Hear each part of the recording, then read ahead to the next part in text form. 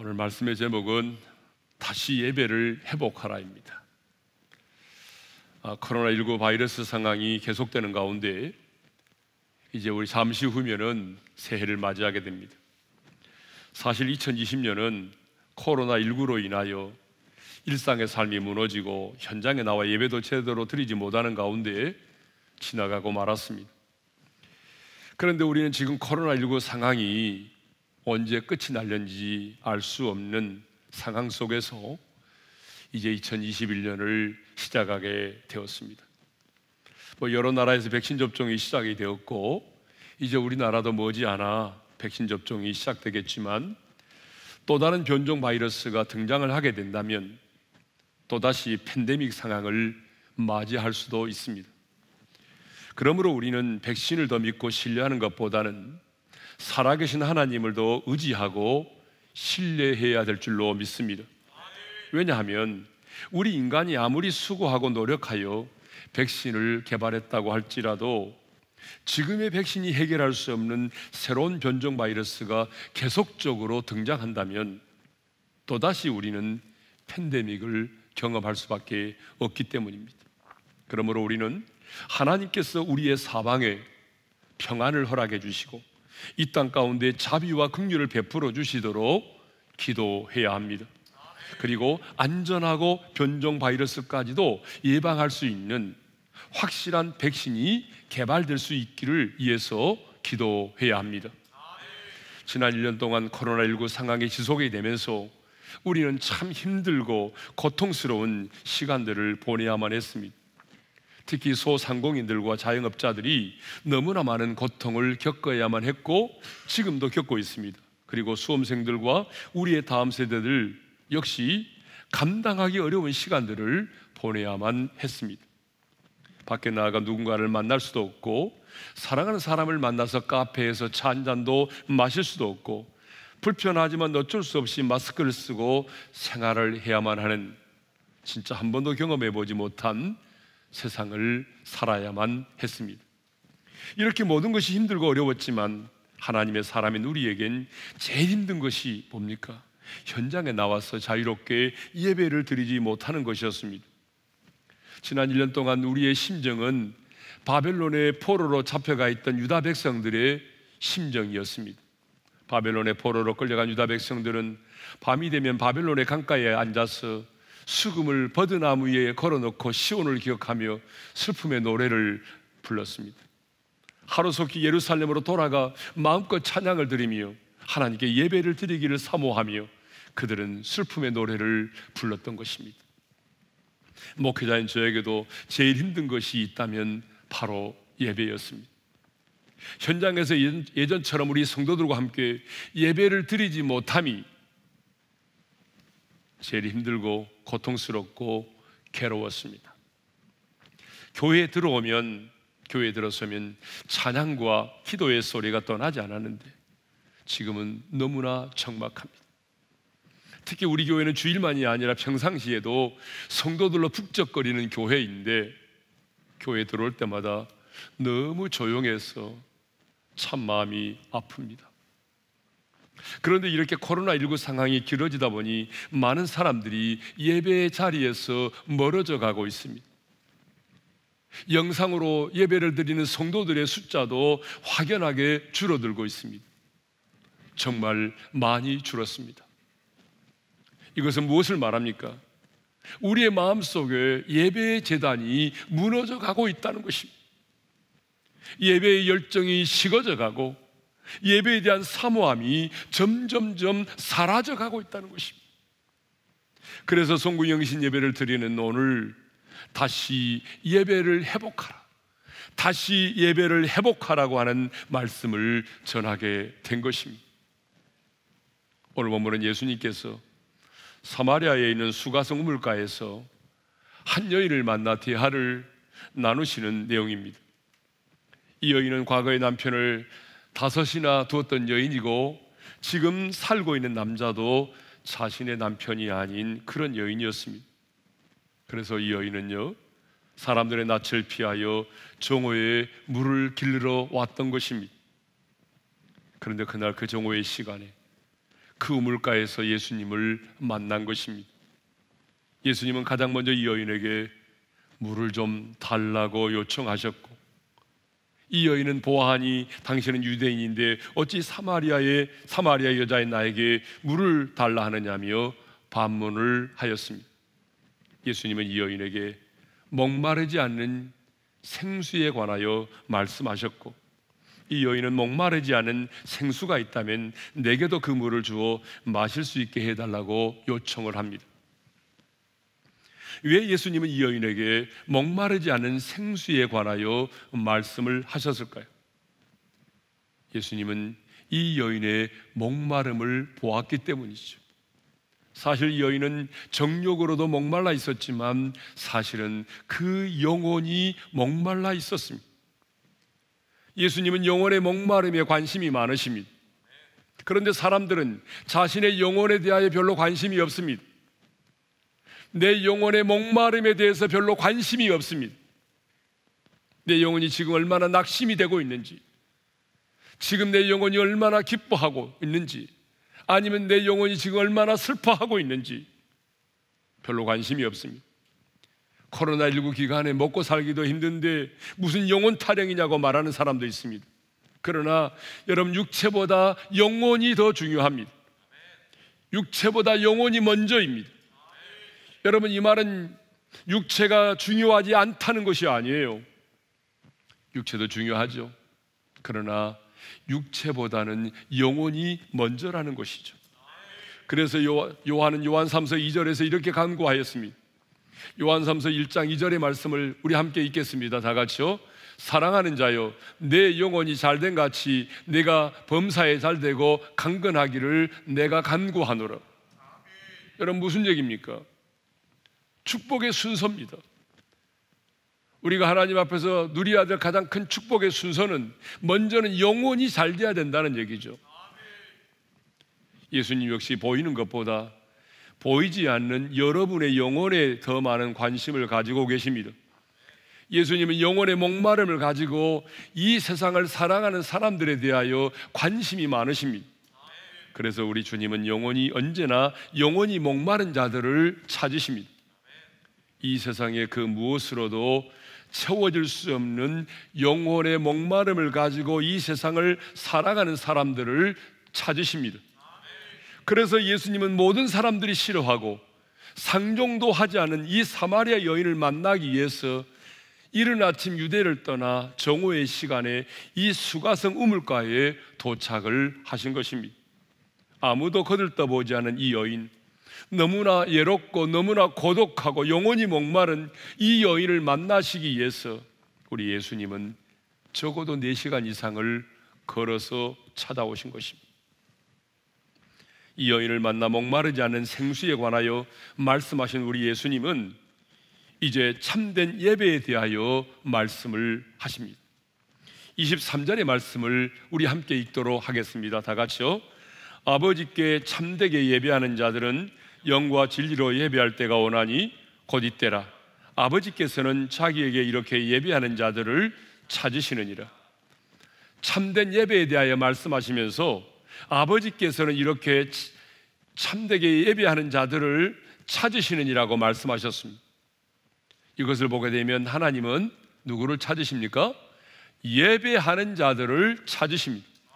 그렇습니다. 성경을 보게 되면 우리 하나님은 언제나 사람을 찾으십니다. 사람들은 방법을 찾고 사람들은 프로그램을 찾지만 전능하신 하나님은 언제나 사람을 찾으십니다. 소돔과 고모라를 심판하실 때도 주님은 먼저 의인 10사람을 찾으셨습니다. 예루살렘에 대한 심판을 내리시기 전에도 정의를 행하며 진리를 구하는 그 한 사람을 찾으셨습니다. 에스겔 22장 30절도 보게 되면 예루살렘을 위하여 중보하며 기도하는 사람을 찾으셨습니다. 우리 함께 읽겠습니다. 다 같이요. 이 땅을 위하여 성을 쌓으며 성 무너진 데를 막아서서 나로 하여금 멸하지 못하게 할 사람을 내가 그 가운데서 찾다가 찾지 못하였으므로. 사랑하는 성도 여러분, 우리 하나님은 전능하신 분이시지만 언제나 사람을 통해서 일하시기 때문에 오늘 또 사람을 찾으십니다. 다윗처럼 하나님 당신의 마음에 맞는 자, 당신의 마음에 합한 자를 찾으십니다. 얼음 냉수와 같이 주님의 마음, 당신의 마음을 시원케 해드릴 수 있는 사람을 찾으십니다. 이사야 선지자처럼 주님, 내가 여기 있습니다, 나를 보내소서, 자원하는 마음으로 헌신하는 그 사람을 찾으십니다. 오늘 본문도 보게 되면 하나님은 예배하는 자를 찾으십니다. 23절 하반절을 다시 읽습니다. 다 같이요. 아버지께서는 자기에게 이렇게 예배하는 자들을 찾으시느니라. 하나님은 일하는 사람보다 예배하는 자를 찾으십니다. 하나님이 찾으시는 사람은 명문대학 출신도 아닙니다. 모태신앙도 아닙니다. 돈 있는 재벌도 아닙니다. 하나님이 찾으시는 사람은 바로 예배자입니다. 그러면 왜 하나님은 예배하는 자를 찾으실까요? 그것은 하나님이 우리 인간을 지으시고 구원하신 목적이 바로 하나님을 예배함에 있고, 이 땅에 교회를 세우신 목적이 바로 예배를 드림에 있기 때문입니다. 그러므로 하나님의 형상대로 지음을 받고 구원을 받은 우리에게 예배보다 더 중요하고 우선일 수 있는 것은 없습니다. 예수 믿고 구원받은 저와 여러분에게 있어서 예배는 우리의 생명보다 더 귀한 것입니다. 그런데 하나님은 아무렇게 예배하는 자를 찾으시는 것이 아니라 이렇게 예배하는 자를 찾으신다고 말씀하죠. 영과 진리로 예배하는 자를 찾으신다고 말씀하고 있잖아요. 23절의 말씀을 다시 한번 읽겠습니다. 다 같이요. 아버지께 참되게 예배하는 자들은 영과 진리로 예배할 때가 오나니 곧 이때라. 아버지께서는 자기에게 이렇게 예배하는 자들을 찾으시느니라. 이렇게 예배하는 자들은 어떤 사람들입니까? 영과 진리로 예배하는 자들입니다.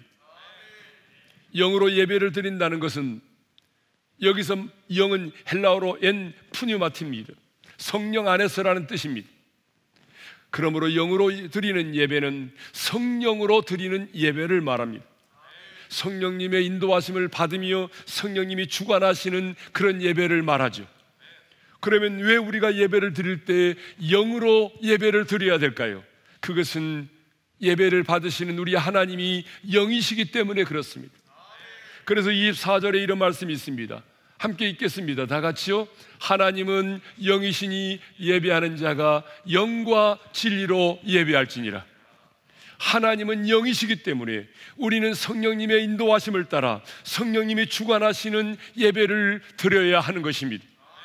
만일 하나님이 영이 아니고 육체를 가지고 계신다고 한다면 우리는 하나님이 계시는 그 장소로 나아가서 그 장소에서 예배를 드려야 할 것입니다. 그런데 이 여인은 하나님은 영이시다라고 하는 사실을 몰랐기 때문에 영으로 드리는 예배를 이해하지 못했던 것입니다. 그래서 예배를 언급하면서 가장 먼저 이 여인은 예배를 드리는 장소에 대하여 물었습니다. 20절의 말씀을 읽겠습니다. 다 같이요. 우리 조상들은 이 산에서 예배하였는데 당신들의 말은 예배할 곳이 예루살렘에 있다 하더이다. 이 여인이 말한 산은 그리심산을 말합니다. 지금 예배에 대한 이 여인의 관심은 어디에서 예배를 드려야 하는가, 예배의 장소에 모든 관심이 집중되어 있습니다. 여러분, 구약시대는 예배의 장소가 중요했습니다.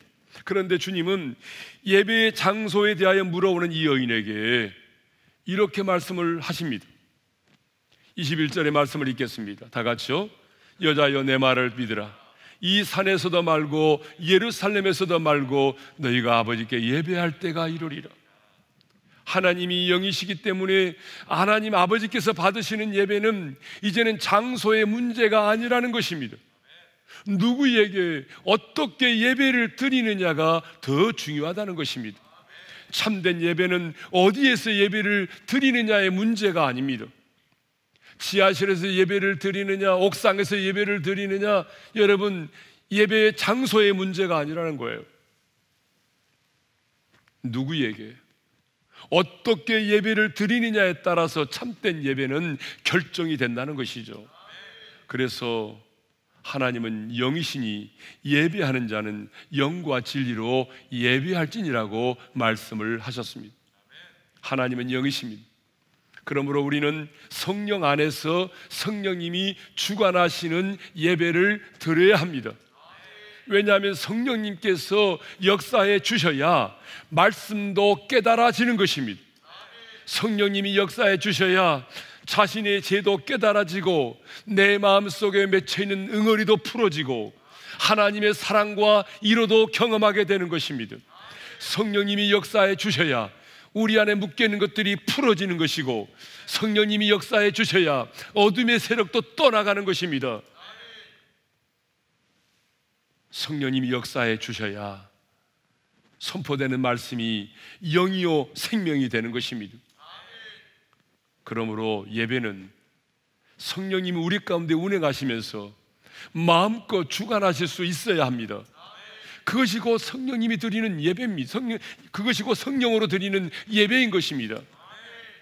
그러면 진리로 예배를 드린다고 하는 것은 무엇을 말할까요? 성경을 보게 되면 예수 그리스도가 진리이시고 그분의 말씀이 진리입니다. 우리가 잘 아는 요한복음 14장 6절의 말씀을 함께 읽겠습니다. 다 같이요. 내가 곧 길이요 진리요 생명이니 나로 말미암지 않고는 아버지께로 올 자가 없느니라. 하나님과 우리 사이의 유일한 중보자는 예수 그리스도 한 분밖에는 없습니다. 그러므로 예수 그리스도로 말미암지 않고는 그 누구도 하나님 아버지 앞으로 나아갈 수가 없습니다.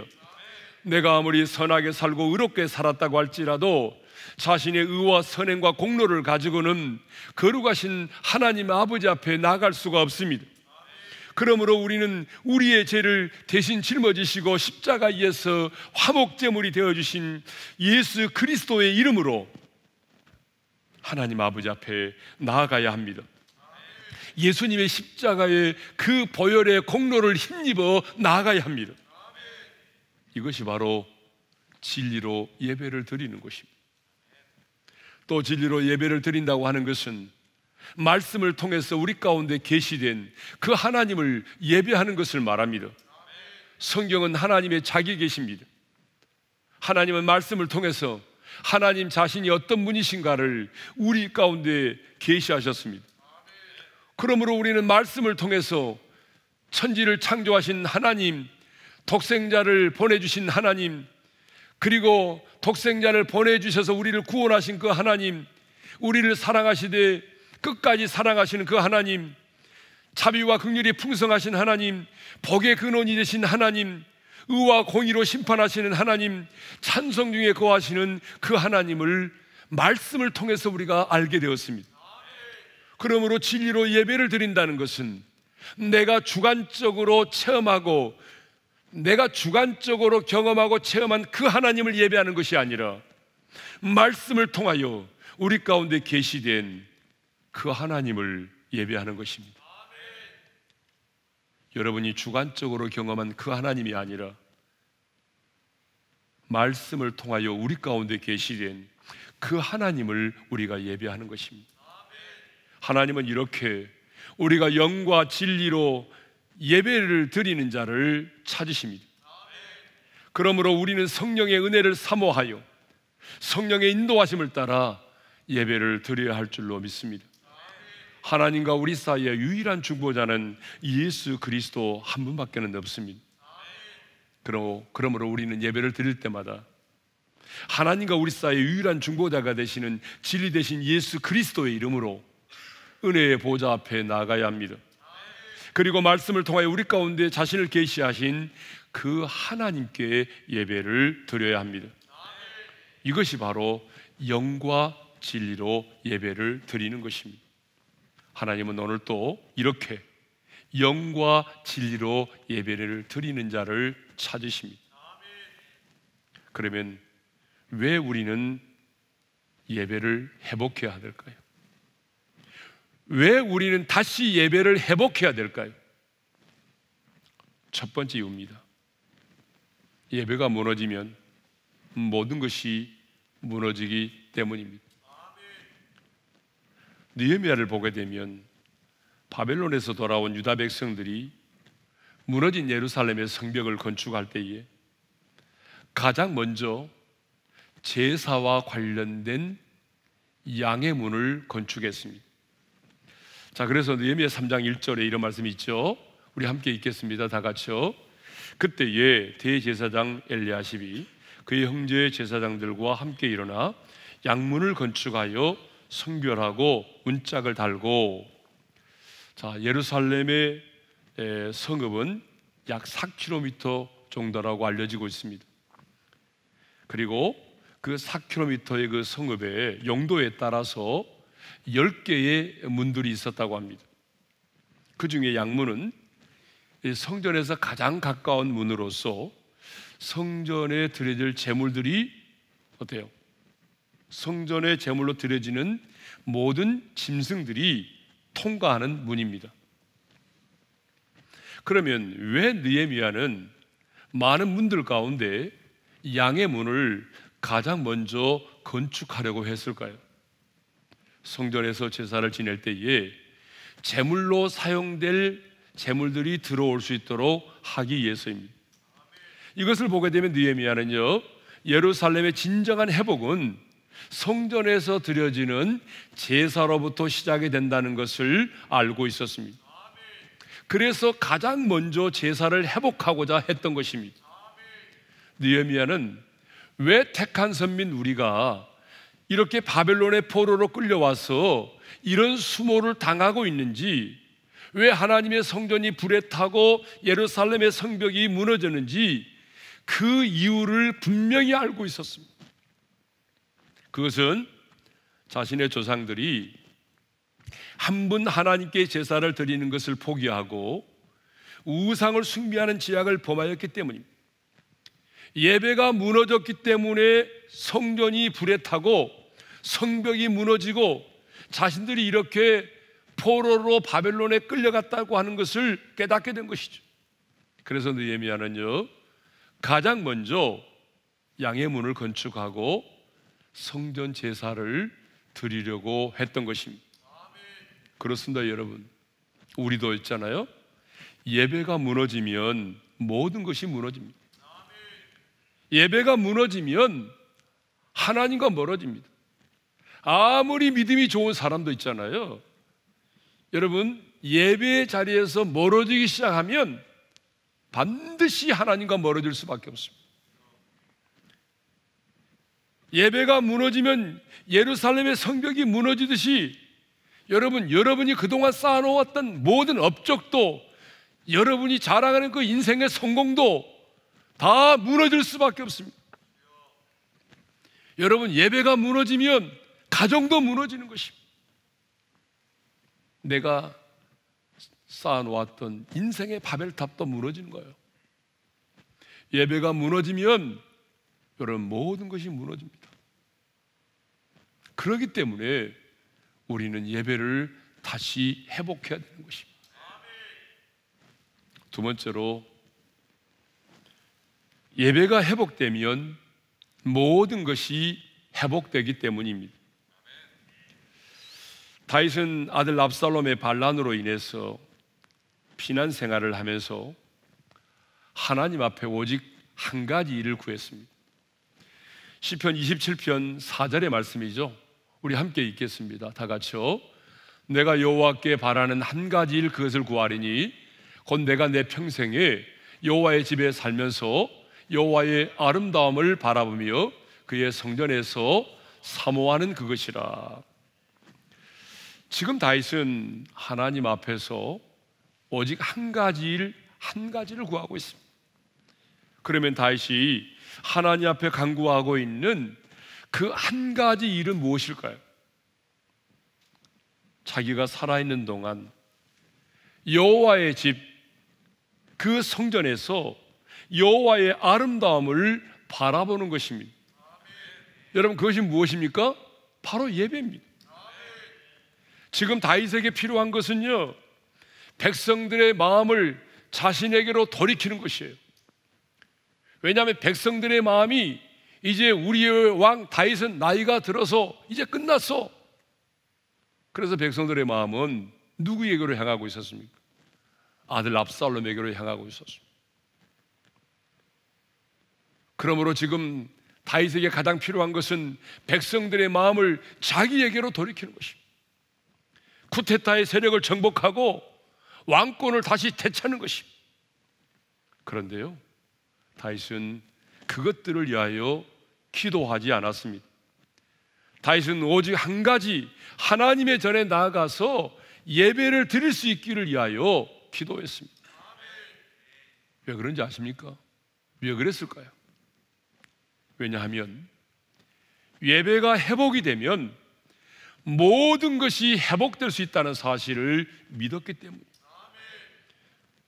예배가 회복이 되면 떠났던 백성들의 마음도 다시 돌이키게 될 것이고, 잃어버린 왕권도 다시 회복될 수 있다는 사실을 믿었기 때문입니다. 예배만 회복이 될 수 있다면 무너진 모든 것들 다시 회복될 수 있다고 믿었습니다. 그러면 왜 예배가 회복이 되면 모든 것이 회복될 수 있을까요? 그것은 예배란 살아계신 하나님과의 만남이기 때문입니다. 여러분, 예배가 뭡니까? 살아계신 하나님을 만나서 그분에게 최상의 경배를 드리는 것이 바로 예배입니다. 그러므로 우리가 예배를 통해서 하나님을 만나면 여러분, 모든 것이 회복이 되는 것입니다. 왜냐하면 우리가 당면한 인생의 모든 문제의 해답이 내가 만나는 주님의 손에 있기 때문입니다. 여러분의 인생 가운데 예루살렘의 성벽처럼 무너져 내린 것은 없습니까? 여러분, 가정이 무너져 갑니까? 가정이 무너졌습니까? 자녀에 대한 기대가 무너졌습니까? 여러분, 사업이 무너졌습니까? 건강이 무너졌습니까? 영적인 권위가 무너졌습니까? 하나님과 멀어지셨습니까? 예배에 대한 감동과 사모함이 사라졌습니까? 그렇다면 다시 예배를 회복하십시오. 2021년 상황도 현장에 모여서 예배를 드리지 못하는 상황 가운데 출발하지만, 어쩌면 많은 시간 동안 또다시 우리는 이렇게 영상으로 예배를 드릴 수밖에 없는 그런 상황 가운데 있을지라도 여러분, 예배를 사모하시기를 바랍니다. 정말 하나님이 찾으시는 예배자가 되시기를 바랍니다. 하나님은 오늘 또 이렇게 예배하는 자를 찾으십니다. 그리고 그 하나님, 그 예배하는 자를 만나 주십니다. 우리가 2021년 예배에 성공한다면 여러분의 인생도 반드시 성공할 줄로 믿습니다. 우리의 인생의 회복은 예배의 회복으로부터 시작이 됩니다. 예배가 회복되지 않은 그 어떤 것도 여러분 성공이라고 말할 수가 없습니다. 이것이 주님이 원하시는 회복의 순서입니다. 그러므로 2021년 반드시 여러분 안에 무너진 마음의 제단을 다시 수축하시고 무너진 예배가 다시 회복되기를 간절히 소망합니다.